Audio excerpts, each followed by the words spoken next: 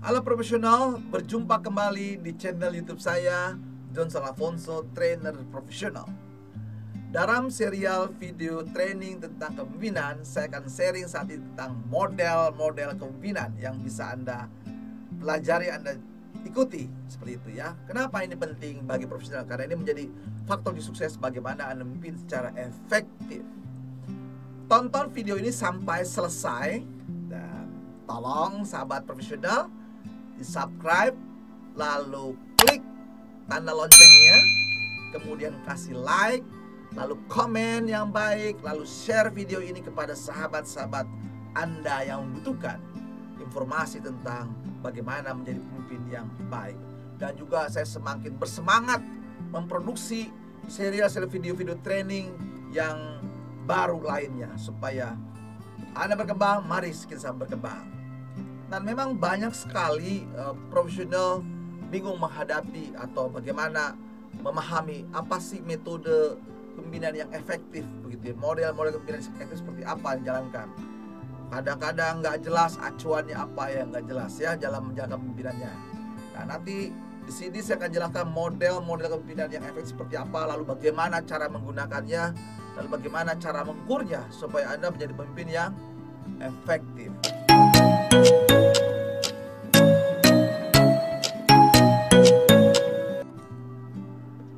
Model kepemimpinan banyak sekali berbagai acuan atau referensi yang bisa Anda pelajari berbagai literatur.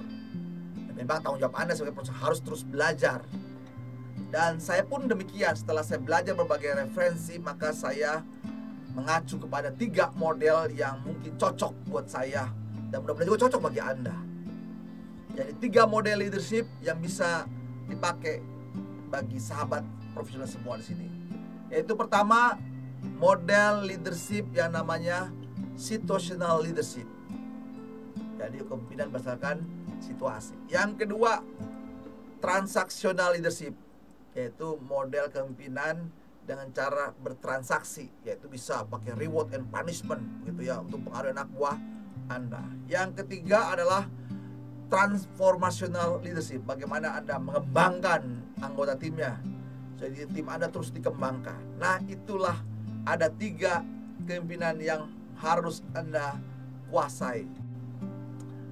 Ya, mari kita bahas satu persatu model kepemimpinan. Mulai dari kepemimpinan berdasarkan situasi atau situational leadership.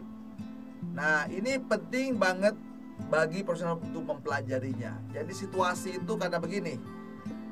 Ada seorang leader sukses waktu dia memimpin perusahaan A. Tapi begitu dia pindah dipromosi ke perusahaan B, justru dia tidak bisa berkembang, tidak bisa mencapai target, gitu ya. Karena memang leader ini tidak mempelajari situasinya, dia menggunakan cara-caranya di perusahaan A ini ya untuk diterapkan di perusahaan B. Karena acuannya di sini A sukses, kenapa di B kok harusnya sukses? Padahal tidak selalu, karena situasinya berbeda. Jadi leader itu harus memahami situasi. Apa sih situasinya yang mesti dipelajari ya? Terutama situasi pertama adalah anggota timnya. Itu paling mendasar, anggota timnya. Karena dia bersama anggota timnya mencapai satu tujuan gitu ya. Kadang kan leadership itu sendiri adalah bagaimana memimpin bersama timnya untuk mencapai satu target. Jadi fokus utama adalah anggota timnya. Jadi Anda mempelajari situasi anggota timnya. Memang sih bisa nanti mempelajari materialnya, mempelajari mesinnya, mempelajari sistemnya, mempelajari juga budgetnya, costnya, dan lain sebagainya. Kenapa? Anda situasi itu pasti berbeda. Nah, dalam konteks memimpin di sinilah memimpin manusianya, ya seperti itu ya. Jadi yang lain-lain bisa pelajari lebih lanjut. Tapi saat ini kita fokus bagaimana menggerakkan memimpin anggota tim Anda, manusianya. Jadi situasi seperti apa anggota tim Anda? Nah, biasa kita menggunakan ya, metodenya seperti matriks yang dikembangkan oleh Paul Hersey, di mana dia mengelompokkan ada 4 kelompok ya manusia di situ. Ya, manusia yang pertama disebutnya kelompok S1. Ya, disinilah yang disebutnya konteks di sini adalah dibandingkan dengan seperti apa? Knowledge, skill, attitude, dan pencapaian targetnya. Jadi jelas ya. Jadi acuannya yang saya gunakan adalah pengelompokan dari SDM Anda atau anggota tim Anda, yaitu biasanya saya kelompokkan dari sisi kompetensinya, knowledge, skill, attitude-nya, dan juga pencapaian targetnya. Maka kita dikelompokkan, ini yang paling sederhana ya, knowledge, skill, attitude-nya, dan pencapaian targetnya. Itu biasanya saya gunakan variabel untuk mengelompokkan manusianya. Nah, dengan model Power HC ini ada kelompoknya, ada S1, kelompok S1, kelompok S2, S3, S4. Nah, yang paling rendah adalah kelompok S1 di sini, yaitu dari kompetensinya masih rendah semuanya. Contohnya ya anak baru, anak fresh graduate, ya anak didik. Berarti apa di sini? Memimpin di sini dia harus bekerja keras, menggerakkan, mengedukasi timnya supaya timnya ini bisa mencapai target. Gitu ya. Ini S1. Atau paling gampang sederhananya yaitu anak baru masuk, masih fresh graduate. Anda mesti mendidik dia supaya dia berkembang. Makanya di sini istilahnya S1 disebutnya adalah telling di sini ya, telling. Berarti Anda harus bicara terus, mendidik, menggerakkan timnya. Dan biasanya kalau S1 ini, maka gaya kepemimpinan Anda adalah umumnya menggunakan gaya otoriter. Kenapa? Karena anak buah Anda yang baru masuk ini dia belum tahu banyak. Kalau belum tahu banyak ya bagaimana bisa diskusi? Dia bisa diskusi. Maka Anda bilang udah belajar dulu, aku belajar ini. Jadi Anda menggunakan gaya otoriter Anda, memaksa dia supaya belajar dengan baik. Nah, ini Anda tolong. Yang kedua, ketika dia makin baik, maka situasi dari anggota Anda dia meningkat. Setelah Anda mendidik mereka, mengcoaching dia, mengkonseling dia, maka dia meningkat di S2. Nah, kalau S2 di sini anak buah Anda secara knowledge, skill, attitude dia berkembang dan juga pencapaian targetnya bisa. Nah, orang yang S2 di sini adalah orang yang mulai sadar, ya mulai sadar bahwa dia berperan penting dalam perusahaan dan juga harus digerakkan. Dan biasanya menggerakkan orang di S2 di sini, level S2 di sini adalah situasinya adalah orang ini butuh motivasi, yaitu butuh apa? Reward and punishment. Jadi gaya Anda mempengaruhi anggota Anda untuk anggota tim yang S2 di sini adalah menggunakan gaya reward and punishment. Itu di S2. Nah, nanti Anda bisa lihat di grafik yang saya tampilkan begitu ya, S2. Makanya di sini gayanya adalah Anda menjual, selling ya, selling. Kalau tadi telling ya satu, S2 Anda menjual ide Anda. Menjual dengan cara apa? Mengancam atau memberikan iming-iming hadiah. Nah, jadi kalau Anda sendiri baru bergerak gara-gara diancam atau diberi hadiah, nah itu berarti Anda kelompok masih S2. Nah, tugas leader adalah mengembangkan lagi anak buah Anda supaya situasi berpindah dia masuk ke S3. Nah, kalau S3 di sini anak buah Anda secara knowledge, skill, attitude berkembang terus dan targetnya makin baik dan tidak dipengaruhi lagi oleh reward and punishment. Dia sadar, sudah makin kesadaran makin tinggi, dia penting dan dia sudah semakin rasional di sini. Jadi gaya Anda mempengaruhi tim Anda di sini adalah gaya rasional. Dengan sadar dia penting, lalu di sini mulai terjadi diskusi. Dalam diskusi di sinilah leader tetap mengambil keputusan, tapi sudah dilakukan oleh si anak buahnya. Jadi kalau diskusi anak buah sudah bisa mengambil. Nah, di sini levelnya S3 atau sifatnya partisipatif gitu ya, bisa diskusi di sini. Nah, anak buah karena sudah logika berjalan. Dan model yang S4. Nah, kalau S4 ini udah paling tinggi teman-teman ya, sahabat sekalian profesional. Berarti anak buah Anda ketika didik dia sudah bisa dipercaya. Nah, gaya Anda di sini adalah trust. Sudah dipercaya, tinggal Anda saya sudah dia mengerti apa yang mesti dilakukan, mesti dicapai. Jadi Anda nggak perlu bekerja keras seperti S1 ya, ngomong, bicara terus menerus gitu ya, atau menjual ide Anda dari punishment, atau Anda berdiskusi. Kalau ini udah nggak dia sudah jalan sendiri. Sebenarnya leader-leader sudah di anak buah sudah di S4 ini sudah siap menggantikan posisi Anda. Minimal dia sudah menguasai kompetensi Anda 80%. Tinggal nunggu waktu dia kapan dia. Nah, inilah yang harus dilakukan oleh para leader adalah memahami situasi dari anak buah Anda, lalu dipetakan, lalu bagaimana cara menggerakkannya. Jadi dari kata kunci pertama adalah tidak boleh sembarangan menggunakan gaya yang sama kepada semua anggota tim Anda. Karena anggota tim Anda ada yang di S1, S2, S3, S4. Selain tadi aspek kompetensi, juga aspek kepribadian tentunya ya. Nanti berbeda kalau Anda menggunakan model DSC begitu ya. Ada kepribadian dominan, ada yang influencer, ada yang steadiness, ada yang compliant. Nah, itu bisa Anda kelompokkan. Itu memperkuat saja bahkan juga minatnya, ketertarikan itu melengkapi. Jadi profil dari karyawan Anda, anggota tim Anda harus jelas dibuat matriksnya. Nah, supaya bisa diletakkan di mana tim Anda ini berada. Jadi memahami situasi. Terbayang tadi ya, ketika satu manajer leader waktu di perusahaan A dia hebat bisa mencapai target, lalu dia direkrut, dibajak oleh perusahaan B menggunakan gaya yang sama supaya dia diharapkan perusahaan B ini tentu dengan pemimpin baru akan mencapai target jauh lebih bagus. Tapi di akhir gagal. Dan itu banyak dari kasus seperti itu.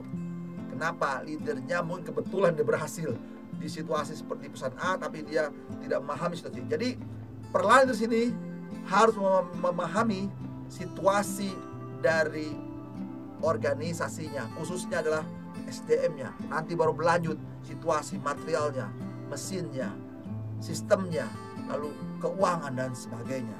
Jadi leader dalam memimpin menggerakkan anggota timnya, pelatihan situasinya ada S1, S2, S3, S4. Patokannya apa?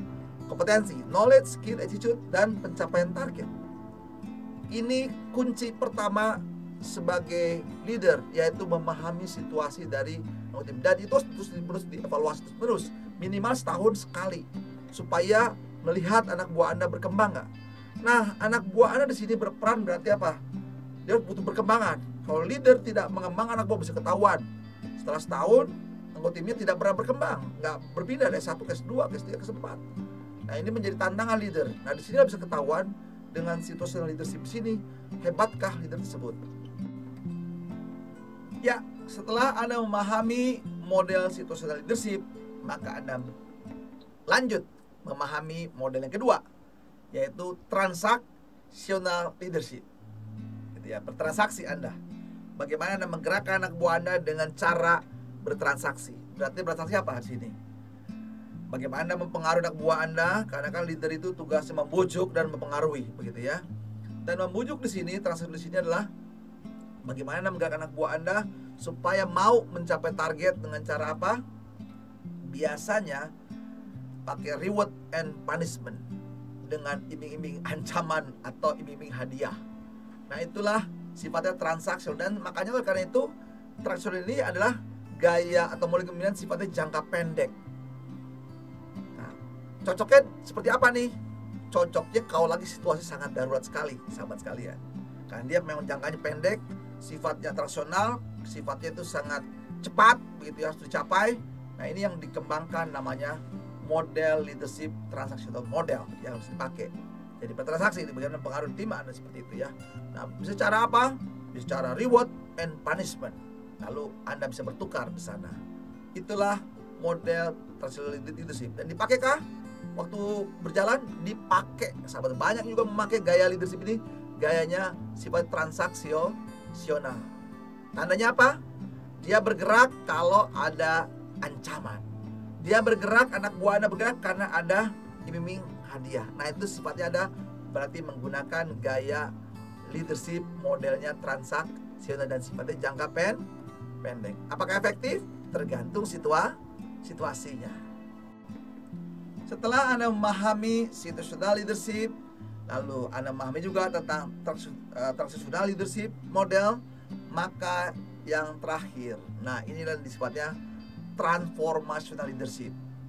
Itu sifatnya pengerjaan itu butuh waktu jangka panjang. Namanya juga bertransformasi, kecepatan perubahan. Nah, tentu tadi bagaimana leader itu membawa anggota timnya menuju target. Baik target secara individu dia, target unitnya, target departemennya, target perusahaannya. Nah, di sini bertransformasi, bergerak, berpindah. Nah, disinilah alat yang harus digunakan dalam transformasi di sini adalah pertama, apa yang mesti ditransformasikan. Jadi anak buah kita didik supaya bisa menggantikan kita. Itu paling sederhananya. Dididik supaya dia bisa menggantikan saya sebagai leadernya, begitu ya, dengan waktu tertentu. Jadi bertransformasi. Juga siap menghadapi berbagai perubahan yang ada di setiap situasi yang ada. Cepat dia bertransformasi. Sini ya. Kalau tadi transaksional sifatnya jangka pendek. Pada situasi pendek cepat lakukan seperti itu. Kalau ini butuh waktu panjang, makanya dibutuhkan di sini namanya pelatihan, pengembangan SDM dengan baik. Supaya apa? Lebih siap dia beradaptasi dengan perubahan yang banyak. saat ini, gitu ya, dia berkembang. Jadi bagaimana caranya? Yaitu menyiapkan program pengembangan alur tim Anda. Yang tadi kan jelas ya, kalau di dalam situs itu Anda bisa melihat ada level S1, S2, S3, S4. Jadi anak buah Anda ada di S1, S2, S3, S4. Nah, transformasi di sini adalah bagaimana menggerakkan anak buah Anda yang baru masuk tadi dengan pada periode tertentu dia bisa menggantikan Anda. Ada program setahun kah, 3 tahun kah, atau 5 tahun kah. Jadi Anda menggerakkan anak buah Anda supaya dia berkembang dari S1 naik S2, naik S3, naik S4. Jadi ketika sudah S4 dia sudah siap menggantikan Anda. Nah, itulah parameter namanya transformasi, dan sifatnya jangka panjang dilakukannya. Ya, jelas ya, pahami situasinya, lalu transaksikan cepat karena organisasi itu harus berjalan dengan cepat dan target harus tercapai. Ya, baru yang idealnya melakukan transformasi secara bertahap. Oleh karena itu butuh waktu, butuh dana besar, butuh waktu yang banyak dalam pengembangan. Dan itu 3 hal ini menjadi kunci sukses bagi seorang pemimpin di dalam menerapkan kepemimpinannya. Itulah model-model harus dimiliki. Nah, oleh karena itu sahabat profesional sekalian, sahabat leader yang terus mengembangkan dirinya, ketika Anda ditanya apa model kepemimpinan yang Anda terapkan, hari ini, saat ini pun Anda sudah tahu sekarang. Setelah melihat video ini, ada 3 model leadership yang harus Anda pahami. Yaitu pertama, memahami situasinya. Apa yang dibahas situasinya? Banyak hal tadi, ada 5M, man, mesin, material, methods, money, dan lain sebagainya. Tapi karena kita leader sini menggerakkan manusia, maka fokus kepada manusianya. Apanya yang dilihat? Anggota timnya. Yaitu aspeknya apa? Kompetensinya. Apa kompetensi di sini? Knowledge-nya, skill-nya, attitude-nya, dan pencapaian targetnya. Lalu yang lain seperti kepribadian, boleh melengkapi semua sekalian. Supaya apa? Dari sini Anda boleh menggunakan tahap kedua model leadership-nya, yaitu melakukan transaksional, waktu cepat dalam rangka mencapai target. Jangka panjangnya menggunakan masih mengembangkan supaya anak buah Anda berkembang dengan baik. Nah, inilah yang harus dilakukan model-model kepemimpinan bagi seorang profesional.